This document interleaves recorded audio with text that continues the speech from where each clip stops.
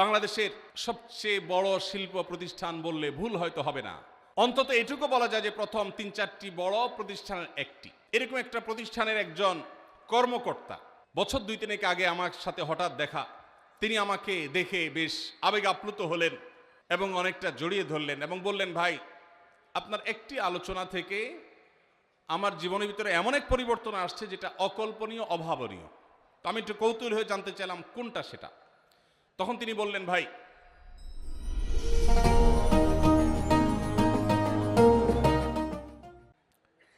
আমার জীবনে এমন একটা রোগ হয়েছে, যেই রোগ ট্রিটমেন্ট করার জন্য দেশে বিদেশে বিভিন্ন জায়গায় গিয়েছি, কোনো চিকিৎসা এর আমি পাই নাই।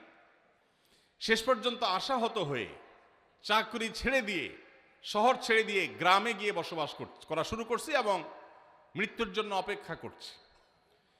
এর মধ্যে আপনার একটা আলোচনার ক্লিপ আমার চোখের সামনে আসলো সোশ্যাল মিডিয়ায়, তো এটা শুনলাম। সে আলোচনাটা ছিল আল্লাহর কাছ থেকে অসাধ্য সাধন করার সময় হলো ভোর রাত তাহাজ্জুদের সময়। আমি এই আলোচনা পুরোটা শোনার পর ওই রাতেই আমি ঘুম থেকে উঠে ভোর রাতে তাহাজ্জুদ পড়ে আল্লাহর কাছে বুক ভাসিয়ে মন ভরে কাঁদলাম, দোয়া করলাম।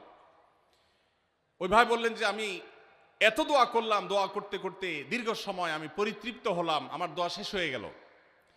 এরপর দোয়া করে শেষ করার পর ফজর নামাজের সময় হয়ে গেছে, আমার ফিল হলো, অনুভব হলো যে আমার শরীরে আর কোনো রোগবালাই এখন মনে হয় নাই।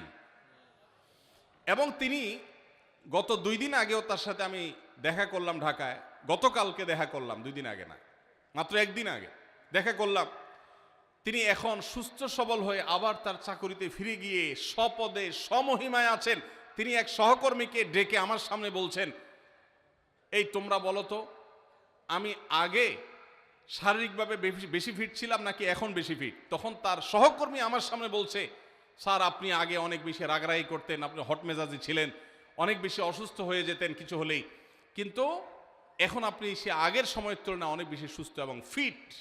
তিনি বললেন, ভাই, ভোর রাতের দোয়ার প্রভাব এত বেশি, তাহাজ্জুদের সময়ের দোয়া এত গুরুত্বপূর্ণ যে এই এক দোয়া আমার জীবনকে আমূল পরিবর্তন করে দিয়েছে।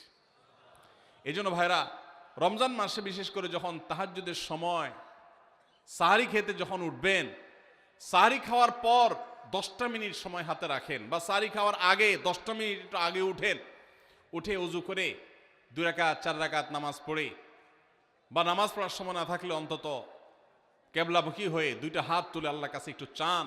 নবীজি সাল্লাল্লাহু আলাইহি সাল্লাম বলেছেন, রাতের শেষ প্রহর যখন হয়, দুনিয়ার আসমানে নেমে এসে আল্লাহ বান্দাদেরকে ডেকে ডেকে তাদের প্রত্যেকটা চাওয়া পূরণ করে দেন। এই জন্য ভাইরা, রমজান মাসে সাহারির সময় দোয়া কবুল হয়। রমজান উপলক্ষে বিশেষ করে এই আমলটা, সাহারির সময় আমলটা, আমরা দোয়া করার আমলটা করতে পারি। তাহলে 20 নম্বর আমল হলো তাহাজ্জুদের নামাজ এবং ভোর রাতের দোয়া। এটা অন্য সময় করা যায়, কিন্তু রমজানের সুযোগটা বেশি আসে, সেজন্য এটাকে রমজানের স্পেশাল আমল হিসেবে আমরা উল্লেখ করলাম। আল্লাহ আমাদেরকে সবাইকে তৌফিক দান করুন। সাহারি খেতে উঠলে একটু দোয়া করবো তো ইনশাআল্লাহ, 2-4 মিনিটের জন্য হলে দোয়া করবো, একাকে নির্জনে আল্লাহর কাছে কেবলামুখী হয়ে। এর চেয়ে বড় দুর্ভাগ্যের বিষয় কি আছে যে আল্লাহ চাওয়ার জন্য ডাকছেন আর আমি অবহেলা করে বসে আছি। ভাইরা আমার, 5 ওয়াক্ত নামাজের জন্য মুয়াজ্জিন আপনাকে ডাকে, কিন্তু ভোর রাতে দোয়া কবুলের জন্য স্বয়ং আল্লাহ আপনাকে ডাকেন। অতএব সাহারি খেতে উঠলে ভোর রাতে সাহারির সময় একটু দোয়া করবো তো ইনশাআল্লাহ।